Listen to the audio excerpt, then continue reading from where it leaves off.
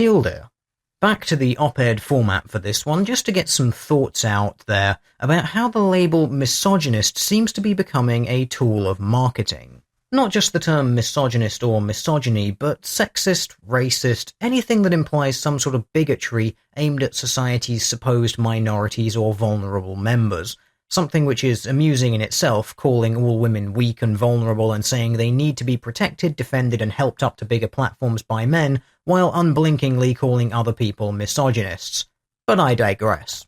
I want to talk today a little less formally about the use of this concept as a marketing tool. And I'm pulling together this opinion piece from a series of sources linked below that form a pseudo-timeline of events from the last year or so leading us to the current day. So what do I mean when I suggest the term misogynist has basically become a tool of marketing? Simply that owing to a unique series of circumstances that we see that have logically developed out of our current political climate, we now see film, television and general media studios hiding their own failures behind accusations of misogyny. If something is poorly written, poorly directed, poorly produced, poorly acted, whatever, and it features a woman as a member of the main cast or a group of women in it somewhere, simply declare that any negative publicity and reviews garnered are as a result of woman-hating man-baby misogynists, and suddenly all is well with the world.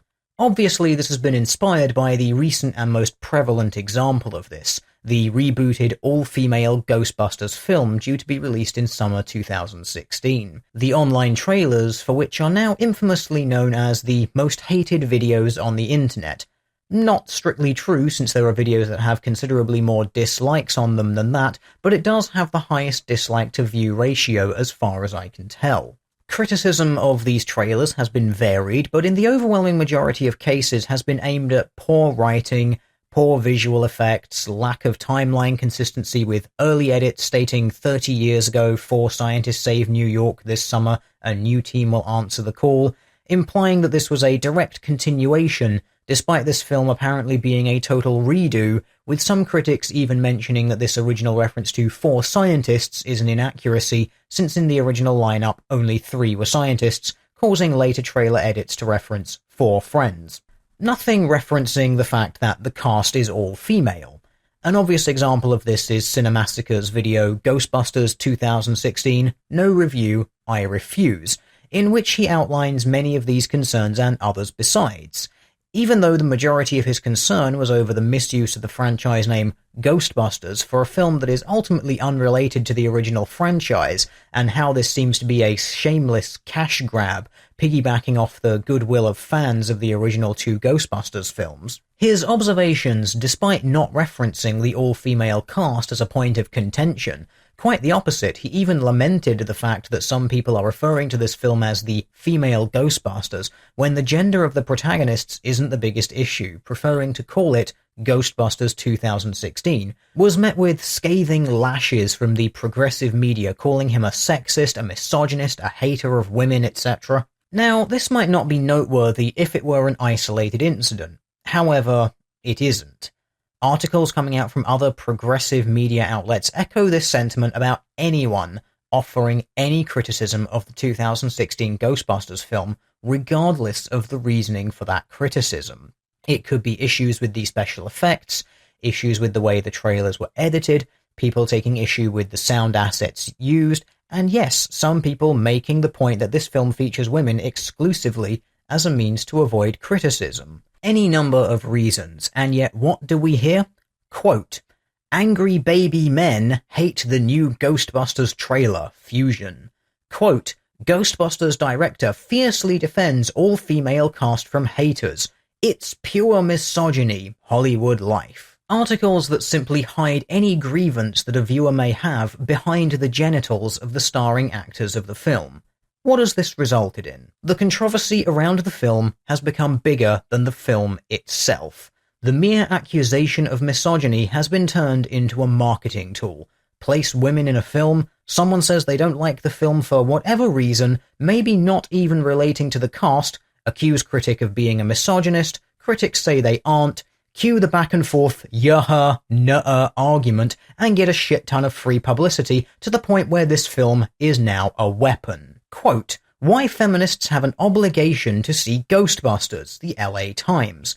And owing to the fallout of this controversy, one writer even saying, quote, "Thanks guys, going to see the all-female Ghostbusters is now a political act," from the Washington Post. Such is the marketing power of the "you just hate women" narrative.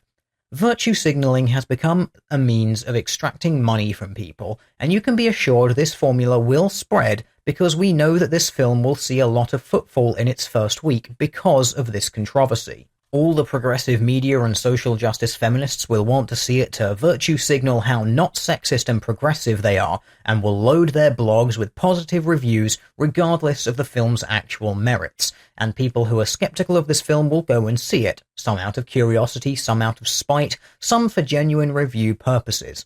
Basically, this is going to work, and we will see it repeated. This, I believe, is the culmination of many other efforts at similar marketing ploys in the past. It's the mass marketization of people's most base instinct, their "we must protect the women" urge. It's a bun that's been in the oven for quite some time now. The female Thor controversy was an early example of this.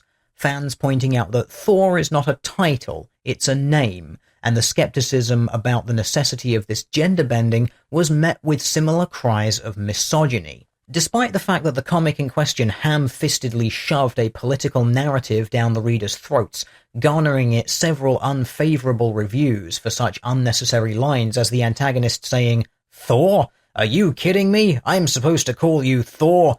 Damn feminists ruining everything," earning said antagonist female Thor's fist to the jaw with a thought bubble reading, "That's for saying feminist like it's a 4-letter word. Creep." A further example is from the recent and now discontinued Angela, Queen of Hell.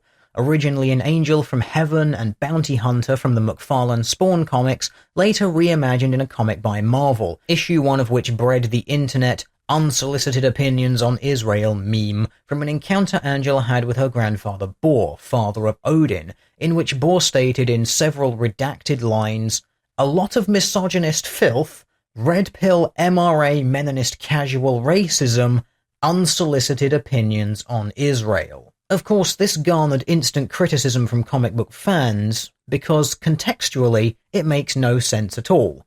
A god from a different realm in a time possibly unrelated to the current political climate on Earth, talking about a conflicted piece of land on Earth and a reasonably obscure, mostly online philosophy?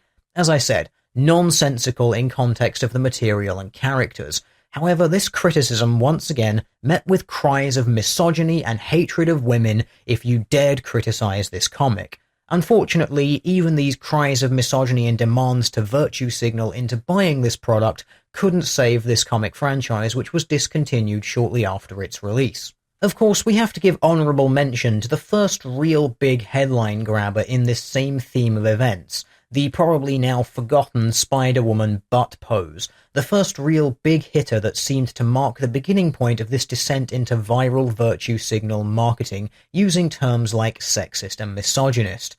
The alternative cover artwork to a comic in which Spider-Woman was posed in a similar way to Spider-Man on some of his previous covers suddenly became an overnight point of contention between fans, who see it as a typical Spider-Person thing to do, versus the feminist social justice regressive left and their shouts of misogyny, which ultimately led to a massive public attention-grabbing controversy. And these are just a few examples. There are many more, such as the Black Widow Hulk controversy in the Avengers franchise and the alternative Batgirl Joker artwork. Now, it should be noted that companies using controversy to sell their products isn't new, either by drumming it up themselves or simply piggybacking off the back of some public outrage at something. But this latest step with the 2016 Ghostbusters I think signals a distinct new tack in this strategy, one that content producers didn't even have to come up with themselves, but are now going to be free to exploit, owing to society's constant pathological need to virtue signal. See any form of terrorist attack that happens, and within minutes the needless and laughable "my prayers for X" and some ridiculous overlay image on people's Facebook and Twitter profiles, often of the flag of a nation they've never given a single thought to before that day, or possibly even heard of before. This same urge of moral righteousness, this bizarre need people have to always be seen as being the better person, even to their own detriment, is now being exploited and will be further exploited in the future by media. This controversy has basically put into public light the knowledge that if you put a woman or women in your product and people don't like it, you can just claim sexism and guilt people into liking your product, or at the very least consuming your product, so they aren't seen as society's bad guys. We have reached a point where morality is openly and brazenly advertised and for sale, and all for the price of your dignity and ability to think freely. Don't like something?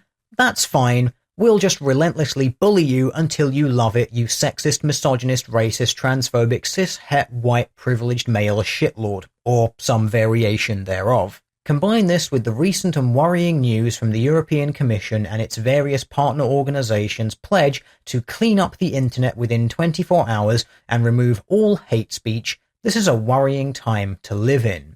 In an era when the human rights of men and organizations that talk about them can be labeled as hate groups, when any discussion of immigration has you labeled a racist, when any pride in your self-ownership or your nation or any hint of unity you might share with others like you has you branded a xenophobe, racist, sexist, whatever other ist or ism people would choose to label you. How long is it really going to be until criticism of anything involving a woman or non-white person is considered a hate crime, even if that criticism has nothing to do with the woman or women involved? Don't sleepwalk into this nightmare. The West has a long, proud history of art, of film, of music, of poetry and theatre, built on the ability to freely exchange ideas without being bullied into silence because you dared voice the wrong opinion. And yet, here we are, in a society selling that legacy, and with it our rights and virtues, just so the slings and arrows of the cowardly accusations of racist and misogynist aren't pointed at us anymore by those too weak to defend their pathetic positions using reasonable debate and logical points. These are the weak and cowardly people attempting to control public discourse, the spineless who fear being labelled wrong thinkers and thus impose their morality on others to make a quick buck while they destroy the world that got them where they are today, that afforded them the luxury of being able to make a living doing nothing more than spewing their opinions on the internet from the comfort of a luxury office in the richest nations in the world. Don't fall for the hype, don't support this narrative, don't sell yourself and make this strategy of virtue signal marketing viable.